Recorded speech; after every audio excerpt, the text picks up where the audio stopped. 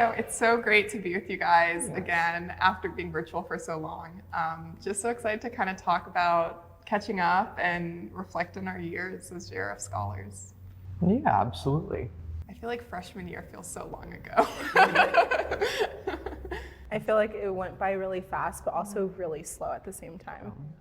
It felt like so many, even back then, so many of the ways we interacted were all virtual. We were all in our group meetings. We were all texting each other. We were all telling each other about our accomplishments. But the time we got to spend together in person was so good too. Yeah. The first freshman orientation. Yeah, just from Minnesota, like the impact we had on each other, I feel like just by like the end of the trip, we were already sort of like resembling each other in a way, or like had picked up some of each other's tendencies or just like slang or, so that was really cool. Mm-hmm. Yeah, it was so cool to be in Dallas. Like, I'd never been there before, and it was so fun. Like, I think we got off buses and we were all trying to introduce ourselves. It was like the first day of college, kind of. Definitely. We were all like, just out of high school, all trying to impress each other. Maybe some of us doing a better job at that than others. I know I wasn't. That was honestly better than first day of college. Like, it felt like it went more smoothly, just like everything. It felt so natural. Like, I feel like I clicked with people so fast. Like, I feel like we were together one day, like just catching up, talking about high school. I think you were like one of the first people that I met on the bus. I was so nervous, and I remember like getting on and I was like, I just want to say hi to somebody. And then you came and you're like, hi, I'm Sam. And I was like, oh, finally someone. I was like, that's so great. Because when you're that busy, when you're trying to meet everybody at once, when you're talking to all of the wonderful people, the university folks, you want to try to have real human connections there, even though it can be so difficult. Yeah. Something I just remembered is how like, I think just like in the first hour of NSO, like we played an Uno game, like just to sort of like break the ice. And then like fast forward to Tanzania, like that used to be like our thing every night, just like playing spicy Uno. So kind of weird how traditions form. Yeah. Yeah. There really is nothing like meeting somebody while fighting over the Uno rules. It's really the best way to get to know somebody very closely. And I feel like it was so special. Every time we were together, it was for like 3 or 4 days at a time, or it was like overnight too. Because something about just like sleeping in a dorm with someone and just spending a few days in a row, like you really bond. Yeah, it felt very natural. Like we already knew each other, so that was like one of the greatest things I got out of it was just like how easily we became friends and like felt connected with each other. Yeah. Remember how they sent us to that rodeo on the second or third day? That maybe people don't remember it as fondly as I do, but that was a lot of fun. That was a lot of fun. I'd never been to a rodeo before. Me neither. No, not at all. I'm from the South, like, so I saw it was kind of like tokenizing. Yeah, it was fun. People are like, this is what you do all day? Right, just wrangle goats and horses. That's so funny. I thought it was funny how they had the kids run after like the calves and they were like, catch one if you can. And I was like, that is crazy. Yeah, it's like I'm from rural Minnesota and we definitely still do not do that up there. It was an entirely new experience for me, but I was hooting and hollering like everyone else, or at least I thought like everyone else. I thought that was cool how it was like our first experience together as JRF scholars was in this like completely new state. Most of us had never been to the city of Dallas before, like never been to a rodeo. So we were all kind of like trying new stuff together. Really got to learn from each other in a new space too, while we were all very clearly learning about the world around us. And I liked that a lot. Fast forward to our first like MLC. Yeah. That was crazy. Anyone have any fun memories from that? It like just popped up in my Snapchat memories too. And it's so cute because I was like, oh my gosh, we look like babies. I was like, that's so crazy. It always feels like because we know we're only going to be there for 3.5 days, is it? We have to take as many pictures with as many folks as we can, just because those memories are the things people cherish. Like I talked to the people on the Scholar Advisory Council and all of the other people involved with JRF, and they still remember their mentoring and leadership conferences. And I think that's so powerful that I know that all of these alumni like still really cherish these memories, and I know I'm going to as well. I remember it was cool before our first MLC, we were encouraged to like meet the other scholars from our school before MLC. So at Harvard, we had a good number of scholars and we all went and got dinner together. And then on the first day of MLC, we always just wear our college sweatshirts. And so I could like point out the people I'd met, and it was a cool way of like getting to meet people from your own school that you may not have known before that. I didn't know what to expect. Like I had never even been to New York, and that's crazy to say because New Haven's only like an hour and a half away. But MLC was like my first reason to come to New York and everything, and like first introduction to the city. And now I'm here all the time, which is crazy to think about. Yeah. Yeah, I feel like I'm constantly in New York City for so many different things because it's not that far from me either. But it's like when you're at MLC, you do get to be in Times Square. You do get to be in the middle of everything, and whether you like it or not, it's a good time to like actually look up at the signs, look up at the billboards, and take in the cold March wind and enjoy New York for what it is. Yeah, and we were right in Times Square, like the hotel of MLC's. That was so cool. Like I just remember showing up and being like, no way, we're staying at this nice hotel. Yeah. It had the elevator that went like all the way up to the top. Yeah. And we were definitely relying on the people from New York to like get to Chinatown and like get something to eat. And everything. Yeah, we really I can't say Libby, but we were really relying on her. So. We definitely had some New York ambassadors trying to get us on and off the train. They were like, that's the wrong one, don't do it. Yep. Yeah, it's very much like getting to watch your friends like learn about the subway and also be learning about the subway and also making mistakes. Just such a wonderful time. I remember my first year, I'd get like 8 or 9 or 10 people to all go find ramen somewhere in Times Square as like a long pilgrimage into Midtown that we'd take away from the hotel and just kind of be looking up at the buildings, looking up at the snow sometimes and really enjoying ourselves and laughing and walking through the city. Just such a wonderful place. Yeah, I remember we also got like no sleep. MLC, how do you guys remember that? Yeah. By day 3, I was like falling asleep because it was so fun during the day, and then we would like all stay up late just talking and hanging out or going to Times Square. Yeah, attempting to do homework. Oh, yeah, true. If there was a floor that we would all like study on, I don't know if you guys remember that, whereas like if you have to do homework, go to this floor. And so I would like literally meet people because we were like doing our homework at the same time, 10 p.m. Yeah. I would like go to Junior's and get cheesecake to like a little study incentive, you know? It's like every time I tried to do that, I'd just fall asleep. I couldn't do any work, ever. The bad thing was though, if you were working on something and someone saw that you're working on that, like I had like 4 people ask me to help them with their physics homework. I was like, yo, I'm tired. The trick is if you're not good at science, no one will ever ask you to help them. That's how I avoid that. Also, I think it was so cool how we got to do all this stuff outside of the hotel too. Like where they rented out the lounge for us for like the talent show. Yes, That the was so talent fun. shows are always so good. And even the cultural outings, those were like so fun to go and like just experience like the Met. Like that was awesome. Definitely want to go back sometime. Yes. We also went to the Jackie Robinson Museum, was it? Or the Jackie Robinson exhibit. Museum of the City of New York, I think. Yeah. Yes. And they had Yeah. an exhibit on Jackie Robinson, which was so cool. Yeah, I helped work on that one. It was really fun. Yeah. It's a very good place. I remember we went to the Lincoln Center to see a ballet, and I had never been to see a ballet before, and it was a fascinating experience. I was very happy with it. Do I think that I'm ever going to go back? Yeah, probably, but it'll be a while. Now here we are, like the Jackie Robinson Museum being constructed, Yeah. like Right having to go right to beneath our feet. Right, like having to go to another museum, you know, just to like learn about, you know, why we're here, like literally. True. It's crazy. So now for us to be able to do that is like really so meaningful. I feel like just for future scholars to be able to come to museum and, you know, like that's just like you know, it's right there. So, Yeah.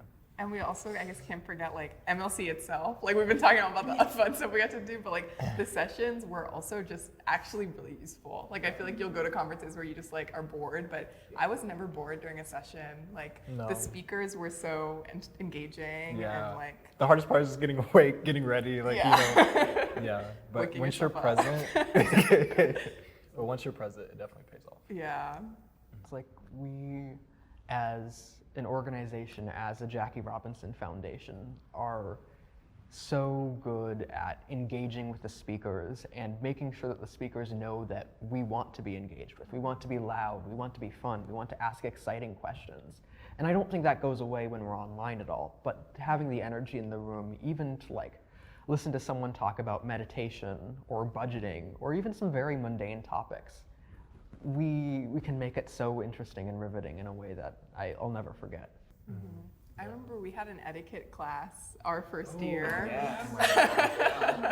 And it was just so fun. I don't know why it was so fun, but it was like, I think it's because we were all just like kind of joking around the whole time. But we were taught like how to hold utensils and like how to fold a napkin. And you think you know everything until she was like, no, that's Until you know totally everything wrong. until you don't. She was not playing around. Yeah, she took it so seriously. We were scrubs though. We really were. We didn't know anything. And it was actually useful. And now you know to scoop your soup out away from you. So Thank you for reminding me that. Actually, I forgot. There's also, didn't they teach us how to pour water into a glass? I don't know, there was like very specific things. Extensive courses on carafe usage. I thought it was cool how each class had their own kind of workshop too. Like I think we as freshmen got etiquette, but then like the next year we got a different lesson. Like, and last year's workshop was virtual. We got like money management. So I thought that was helpful. very helpful. Yeah. Very helpful. Money management, resume building. But really, I think some of the best parts are really talking about the different industry sessions that they have, right? Because I think really like getting to like sit down at a physical table with a lot of these folks and just like talk to them about like what they found difficult or challenging about their industry, especially being people of color, like trying to work through these fields has been so valuable to me, especially like watching the like list of different industries we can learn about and talk to people and like expand every single year. We're getting more and more people in the arts and media to like actually come to us and talk, and I think that's so valuable for I think all the scholars that are interested in those fields. Definitely. Yeah, you learn so much about each industry, and then just on top of it, like each room or session has just like a different atmosphere as well. Like you definitely know, like just like, you know, in the future, you know, is this the industry I'm supposed to be in? Like, will I be able to get along with the people that I'm going to be able to be, you know, that I'm going to be colleagues with and everything. So that's really cool. That's really important. And it's important because you know that everybody wants to provide that support, that like to the people that are going through that, just like they did. I also loved like the regional sessions that we got to have, where like we broke up into our like regions and met all the scholars like from your hometown who went to different schools. And I remember the mentors, it would be the same mentors every year who would meet with us. So we really got like to establish good relationships with them. And just also friendships like across our classes, because we bonded a lot as like the class of 22, but then we also got to meet like 23 people in class of 21, which was nice. I'd have to say that's probably my favorite part of MLC is the regional sessions, just because you get to see where other people are at and like how other people are doing. And it's just like really nice to hear like other people's experiences and that you're not alone in the whole college journey. But yeah, I really love that part of MLC. The seniors were so nice, like to us our first year, I feel like, and that's something that I'm really like, you know, it's something that you take with you and then you want to return almost like, so that's, I mean, I just really am thankful for that, I guess. And yeah, because I don't know, you kind of don't really know what to expect before MLC, you know, and just in general, like, you know, at college, like there can be hostility between classes, so that's really, really important. Because I mean, I feel like in a lot of college spaces, right? When you're a first year, when you're talking to seniors, the seniors are all cynical, they're all jaded, they're all, quite frankly, beaten down by the process of college. But when you get to MLC and you actually ask the older students, what do you care about? What have you been studying? What has challenged you? What's brought you joy? People are just so excited to answer every single time because that like network and understanding of support for our community is really there, and you can notice it immediately in those regional sessions. It's crazier because people actually have an answer. Yes, People don't have an answer. have an answer that they care about giving to you. I also, and speaking of like seniors, it was so cool to see the senior graduation ceremony too. And because I remember our first year, I was like, whoa, they get a graduation like at MLC. And they would like call out every senior's name and they'd walk across the stage. And then they had the award ceremony too. And that was just so inspiring because it was like a flash forward preview of what we're gonna be in like 3 years from then, so this year. And it's like, yeah, it was just so cool to see that. Especially knowing that like when you watch people go across the stage, it's like they're graduating from a community of learning and growth that we are going to continue to share for the rest of our lives. Yeah, it's a lifetime network. It's not just for 4 years. Not just 4 years. You remember your first sponsor lunch? Yes. Yeah. Do It you was guys? at McKinsey. Yeah. Ooh, It nice. was at McKinsey. It was a really nice office and everything. I think the lunch part, the lunch aspect of sponsor lunch is like the best part. You always get really good food, but also it's just really awesome to connect with people who like are actually out there like in the working world, and they're like, yeah, like you're smart, you got this, like you can do what I'm doing. So super like empowering too. Yeah, and it felt like a lot of the people that I was talking to at my lunch were people that came from different fields and moved and changed jobs all the time, and kind of were just really excited and happy to go with the flow and where their work took them. And I think like that was almost more important than any like technical information I could gain. Yeah, it was definitely cool getting exposure to companies like I'd never even considered before, never heard of, because it's like, oh, that's a possible career option, you know? Right. And in such an informal setting, like you're used to Yeah. interviews or like, I don't know, like long tables and you're the only one at the table. But just like eating lunch with the people is really casual, Yeah. just organic.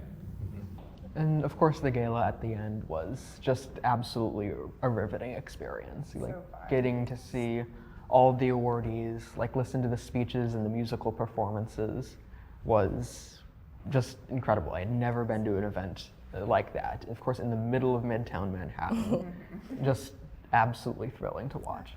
The year Sheila E. performed, I remember everyone was out and they were dancing. I was like, this is so Yeah. much fun. I want to get up from my table.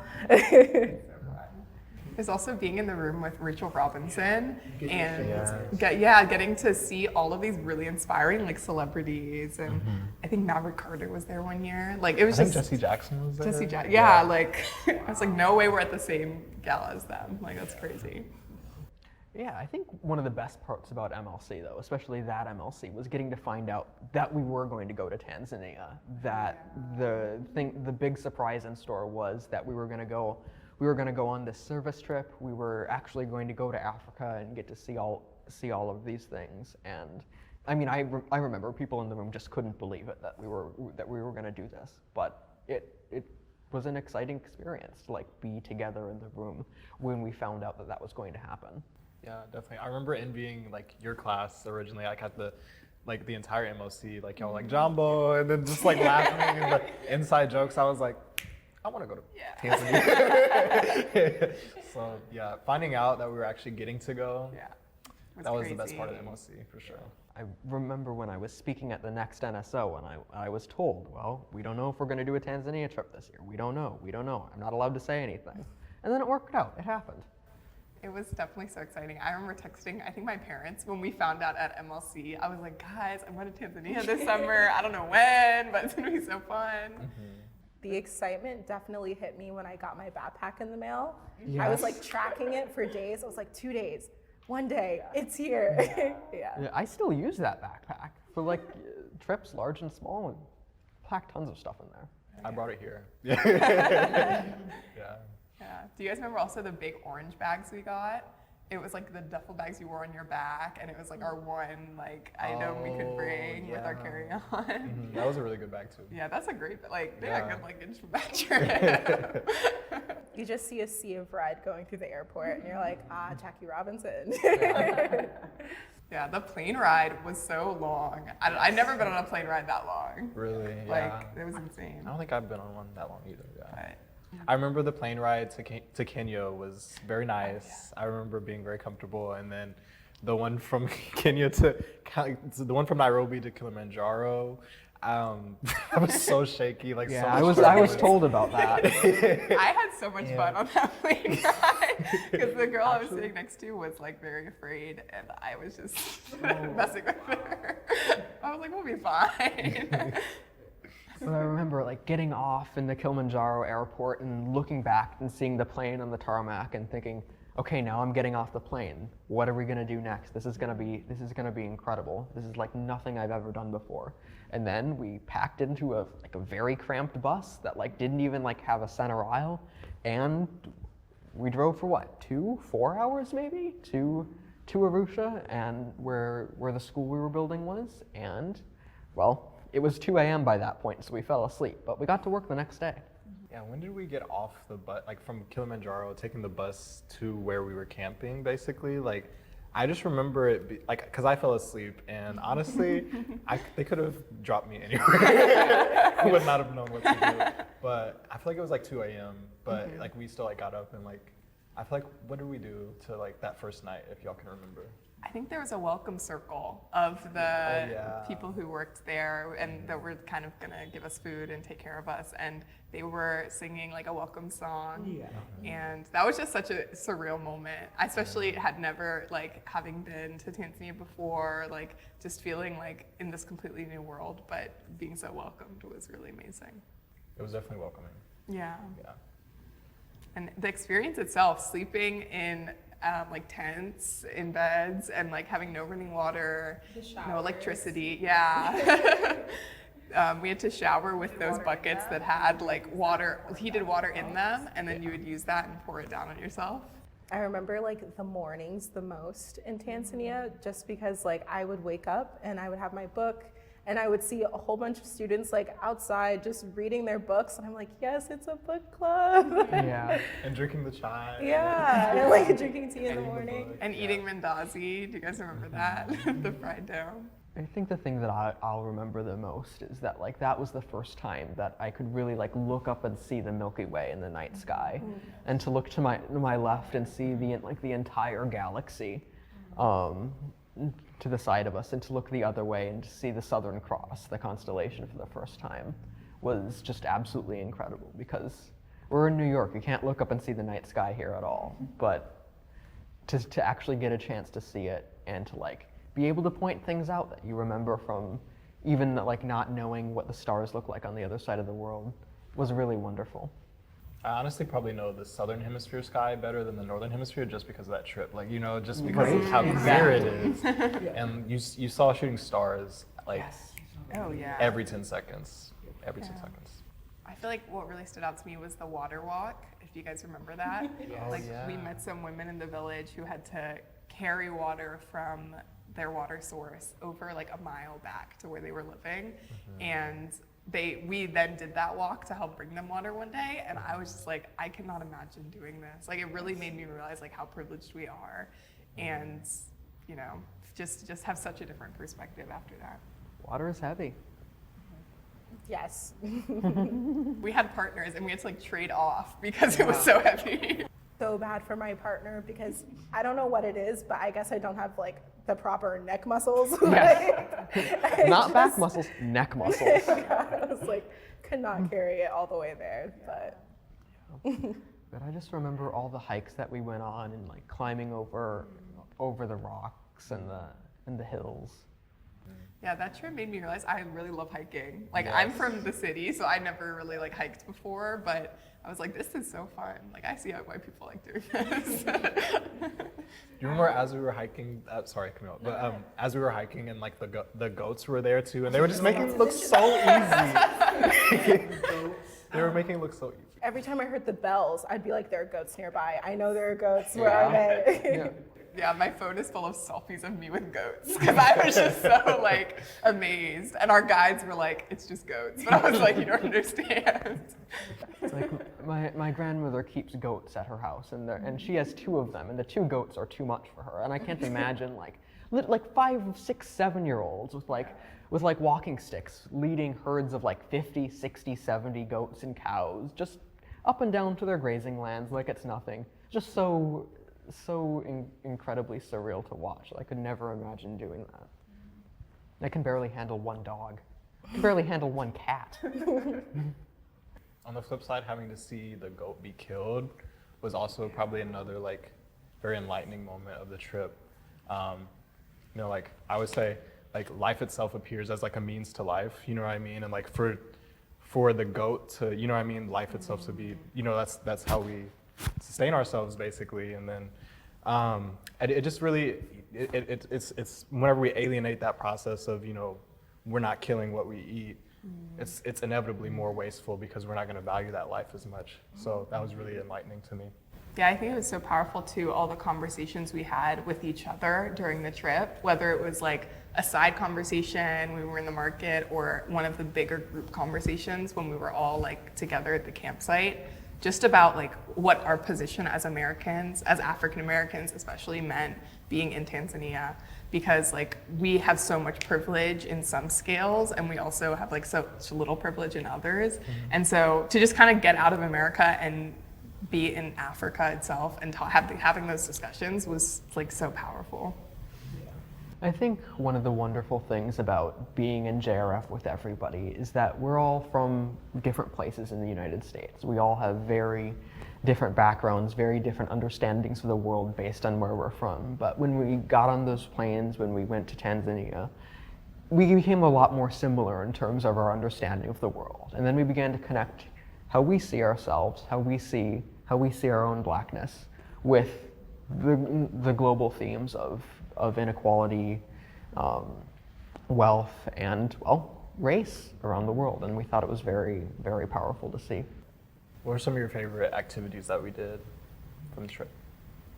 I'd have to say my favorite was hiking. Literally everywhere. I loved it just because like the mountain range, like that was just beautiful to me, and like the sky was so clear. Yeah, like those are like sceneries like I will never get out of my head. I'm just really grateful we got to like make those memories and experiences, especially before I transitioned to COVID. I think being online, being virtual for the past couple years has been difficult on one hand, but it's given us a lot of chances to build memories of a different sort too. Yeah, I remember there's just so much uncertainty around MLC at first amongst the scholars because we were like, what, we're not gonna have an MLC, but we had a virtual one. And in a lot of ways, getting to see each other, even like through a Zoom screen for our class session on financial literacy. I remember like our group chat, people were making like so many jokes, like as old times. So it's still a really nice way for us all to come together and see each other. And I think we definitely like made the best effort to still see each other outside of, see each other in person, outside of those remote experiences, just by, remaining in contact. I think it kind of brought us closer together in a way. Yeah. I agree. Like the friendships we made, we were able to sustain those over the virtual. I remember like FaceTiming a lot of our fellow scholars, and also like whenever we were in each other's cities, we would get like socially distanced meals, which was really nice. Yeah, I think that was really important to like see that like we were going to put in the efforts we needed to in order to build our community in the same strong ways as we were building it even before COVID, and I really liked that. Definitely. After COVID or during COVID, it definitely made us just like reframe like how we can build community. And I think we were able to still have that, which I'm really grateful for. I feel like there were also some unique opportunities we got because of everything being virtual. So I remember specifically, like I'm a big baseball fan, and there was an MLB Players Alliance meeting where we got to meet some African American MLB players on a Zoom call and we couldn't have done that when they're all across the country in person. But just getting to talk to them and like ask them questions about their career and have them ask us even what it's like to be like a college student nowadays. That was such an amazing experience too. Yeah, I think the fact that like the internet technology can bring us so much closer to each other as long as we know how to use it has been so powerful, especially for this organization. I thought it was also cool how like during the conference, because we didn't get the amazing food we usually would get if we were in person, we got like Uber Eats credits.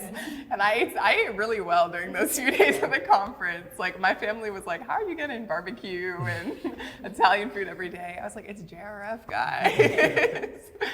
I remember the holiday parties too, where we'd get Uber Eats credits to do stuff. Like I had a lot of fun running everyone's trivia games for the past couple years, and I don't think that's a thing that could work at all in person, at least not in the same way. And I'm glad that we got a chance to do it. Yeah, I think my mentors also were really good in JRF about reaching out. So my mentor from my region would still like text me and email me, even during the virtual time, to just see how I was doing. And it was really nice to have that network there, like when it's easy to feel like isolated. Yeah, my mentor first year definitely like got me through like a really tough transition. I feel like just from like high school to college and just like life in general, a lot was happening. And I'm still like in touch with him today. So those connections really, really matter. So I know we got to do all of these amazing like in-person experiences from MLC to Tanzania, and the classes of 24 and 25 haven't had those opportunities. So I guess if you guys want to reflect a little bit, like how, looking back, would you do anything differently as a JRF scholar? I would definitely reach out to my network more. I think my freshman year, I was a little bit afraid to like talk to people. But after MLC, I wasn't afraid anymore just because I felt so like connected to people beyond like the professional realm. Like I actually knew like who they were as a person and what they like to do. And it just made it easier to like talk and connect with people from like different sectors. Yeah. I think early on I would feel very paralyzed by the fact that I didn't know what I wanted to do with my life. I didn't know what I wanted to study even. And really getting to like understand that even if I don't know, even if I'm not certain about things, I should still be reaching out. I should still be talking to people that like might have an interesting opportunity or something cool to tell me is always something worthwhile, even when you're not sure what you want to do with your life. Yeah.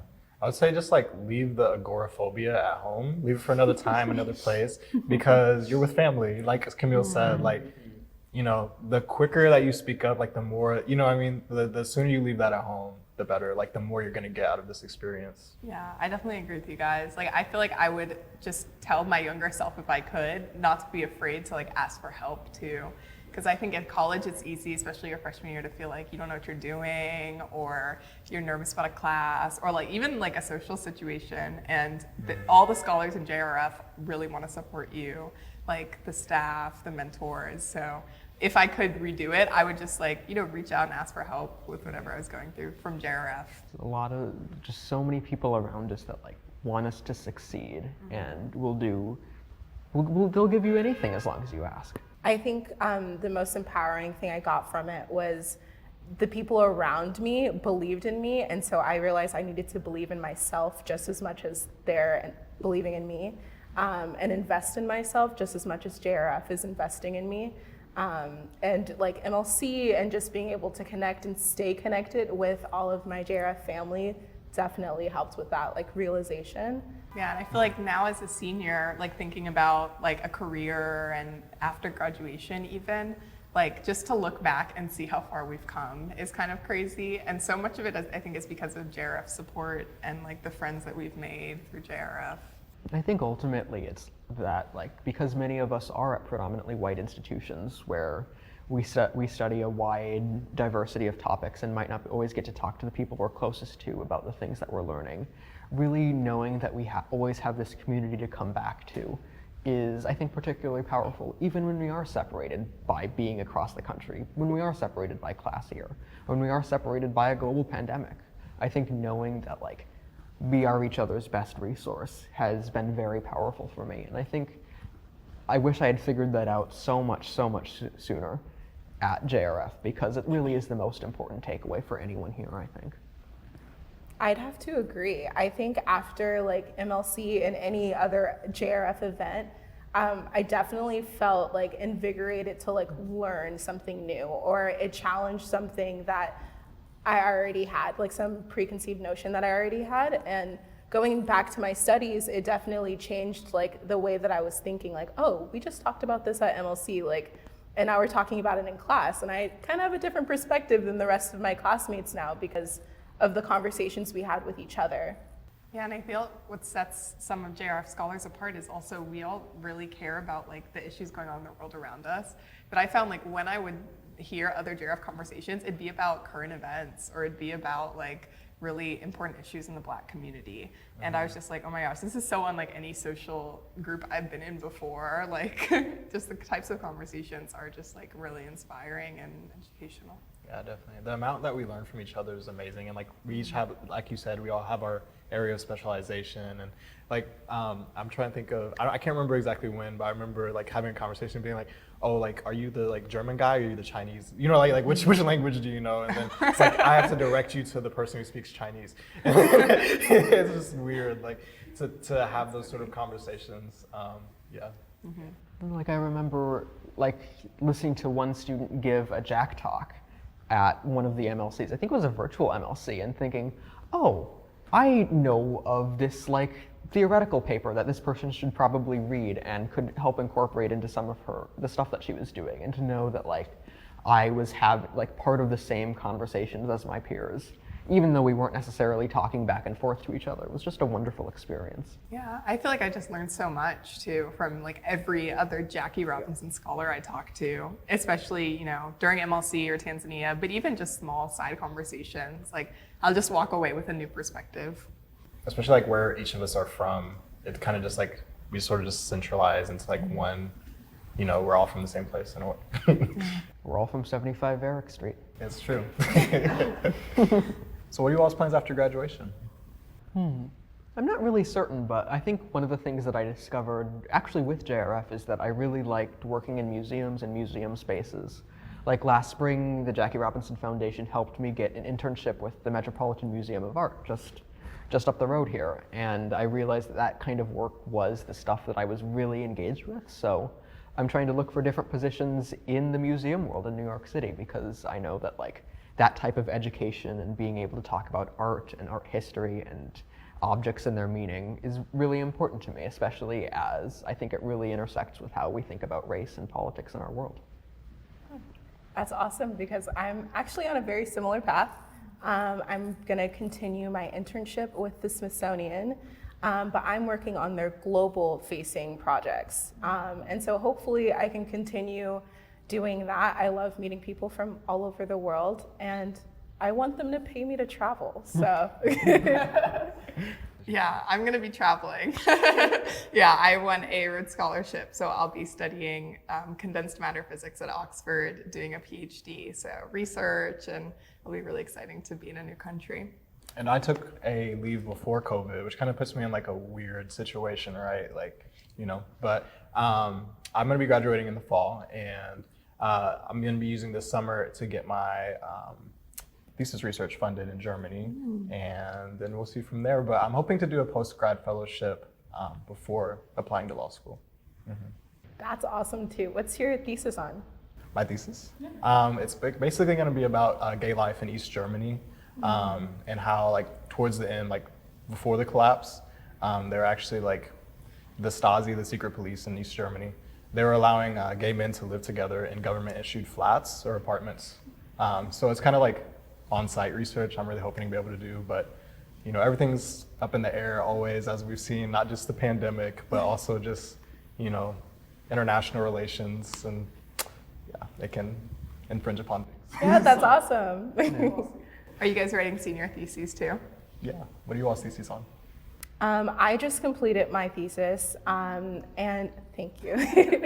It was looking at how Black women mobilize community engagement, particularly with abolition work. So I was interviewing a lot of local abolitionists and like just getting their perspective on where the future of our criminal justice system or social justice system looks like. Yeah. I'm working on a project related to the 9/11 Museum in Lower Manhattan, and understanding what kind of stories it tells about the world around us. Are you doing a thesis? Yeah, I am too. Those sound really cool. I'm writing about English language hegemony in science. So kind of how English became the language of science, and also questioning ideas of what a scientist looks like and talks like. So I don't know if you guys have heard of the language Gullah, but my family speaks it in South Carolina, and I'm suggesting that we do science in Gullah. So I'm creating like a curriculum for a science lesson in Gullah. It's incredible. Thanks. I think one of the things that has been most important to me in my time in JRF is really getting to build these connections with alumni of the organization. And it's really shown that, well, we're about to be alumni ourselves. I can't believe I'm even saying that. But eventually we're going to be those people that are providing that support to our community. And I'm starting to wonder like what that's going to mean in terms of what I think I can bring to the table for the generations that come after me. Well, you better believe that first in-person MLC, I will be there in any capacity. Right back. So I've definitely planned to, I mean, kind of like what we were talking about earlier, the just, you know, how, you know, it's really on the older, you know, the alumni to make us feel comfortable and make us feel at home and to set that culture.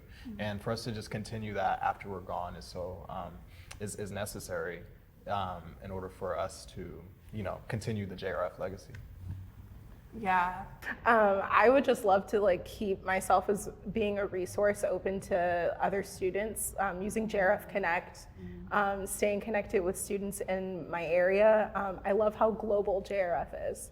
Yeah, I 100% agree. I think that it's so powerful to see people who look like you doing the stuff that you want to do.